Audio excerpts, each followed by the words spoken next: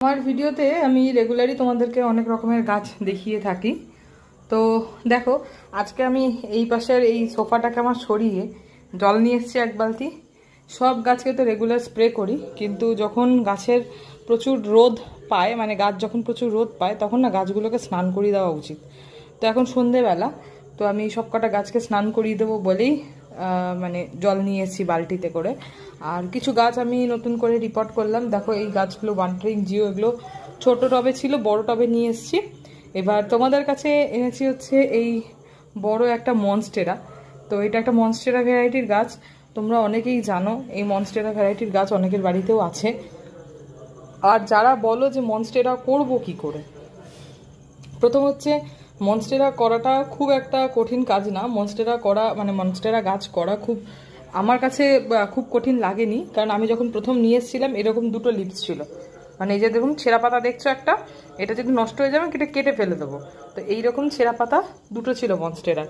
আর দুটো থাকার পরে গাছটা দেখি এটা কাটা যায় কিনা, এখন কাটা যাবে না, মানে যথেষ্ট শক্ত আছে। তো মনস্টেরা এরকম দুটো পাতা ছিল, জাস্ট এই দুটো পাতার থেকে আমি গাছটাকে এইরকমভাবে এই একটা বড় যে টাব টাব টাইপের আছে এটার মধ্যে বসিয়েছি।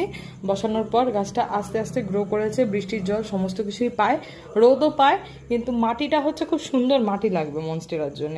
মানে একটু গার্ডেন সয়েলের সাথে তোমাকে ভালো করে গোবর সার মিশিয়ে আর হালকা কোকোপিট মিশিয়ে মাটিটা তৈরি করতে হবে, দেন মাটিটা মনস্টেরা গাছের জন্য দিতে হবে। আমি তো এইভাবেই দিয়েছি, এবার তোমরা কিভাবে করবে আর পুরোটাই না ডিপেন্ড করে যত্নের উপরে। মানে তুমি কিভাবে স্প্রে করছো, কতটা স্প্রে দিচ্ছ গাছকে, রেগুলার জল স্প্রে করো কিনা, তার উপর ডিপেন্ড করবে গাছ কতটা ভালো হবে, হেলদি হবে। তো চলো আজকের মিনি ব্লগটা এখানেই শেষ করছি। দেখা হবে নেক্সট কোনো মিনি ব্লগে। চ্যানেলে নতুন হলে সাবস্ক্রাইব করে পাশে থাকবে, আর অবশ্যই শেয়ার করবে যাদের এই গাছ সংক্রান্ত ভিডিওগুলো ভালো লাগে তাদের সাথে। আর অবশ্যই যারা নতুন আছো তারা সাবস্ক্রাইব তো করবেই, সঙ্গে বন্ধুদের সাথেও শেয়ার করে বন্ধুদেরকে দিও সাবস্ক্রাইব করাবে। তো কার কার ভালো লাগে ভিডিও সেটা অবশ্যই জানাবে আমাকে। তো চলো টাটা, সবাই ভালো থেকো, সুস্থ থেকো।